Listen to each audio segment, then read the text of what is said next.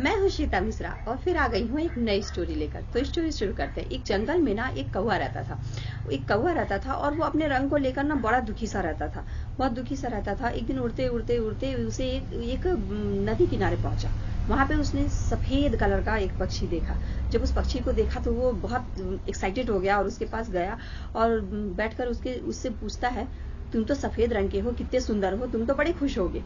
तब फिर उस पंछी ने कहा, उससे कहा कि नहीं नहीं, मैं तो एक ही कलर का हूँ, मैं उतना खुश नहीं हूँ, मैं तो एक ही रंग का हूँ। तुम जाओ तोते के पास जाओ, वो 2 रंग का है, वो मुझसे ज्यादा खुश है।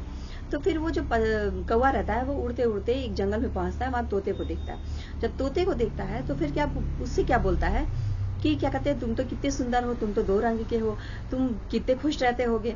तो उसने कहा कि नहीं, मैं बहुत ज्यादा खुश नहीं रहता हूँ, क्योंकि मैं सिर्फ 2 ही रंग का हूँ। तुम ना मोर के पास जाओ, मोर के पास तो ढेर सारे कलर हैं, वो मुझसे ज्यादा खुश रहता है। और उसके बाद फिर वो उड़ता उड़ता उड़ता मोर की तलाश में जंगल के बहुत दूर तक निकल जाता है। और उसके बाद उसे मोर कहीं नहीं दिखता। फिर वो उड़ते उड़ते एक शहर में पहुंचता है। उस शहर में चिड़ियाघर होता है। उस चिड़ियाघर के एक पिंजरे में ना मोर को रखा जाता है। तो फिर वो भीड़ लगी होती है, कैमरे लगाकर फोटो खींच रहे होते हैं, सब मोर के आसपास भीड़ लगी होती है, सब फोटोग्राफी कर रहे होते हैं। जब भीड़ खाली हो जाती है ना, तब जो वो कौवा रहता है वो जाता है मोर के पास और उससे पूछता है कि तुम्हारे पास तो ढेर सारे कलर हैं, तुम तो बहुत ज्यादा खुश होगे। तो उसने कहा कि मेरे पास ढेर सारे कलर है, मानता हूं मैं, पर क्या मैं तुम्हें खुश नजर आ रहा हूँ? इस पिंजरे में रहकर मैं क्या खुश रह सकता हूँ? तो फिर तुम मुझसे ज्यादा खुश तो तुम हो, भले तुम एक ही कलर के हो, पर तुम बाहर हो, आजाद हो, तुम मुझसे ज्यादा खुश हो। तो फिर कौवा सोचने लगता है कि ये तो ठीक ही कहा, अगर मैं भी कैद में होता तो क्या खुश होता। इस कहानी से हमें ये सीखने के लिए मिलता है ना कि हमें दूसरों की परिस्थिति देखकर ना उनके खुशी और गम का अंदाजा नहीं लगाना चाहिए। हर किसी के नसीब में जो होता है वही होता है, लेकिन हम अपनी परिस्थिति में ना खुश नहीं रहते हैं।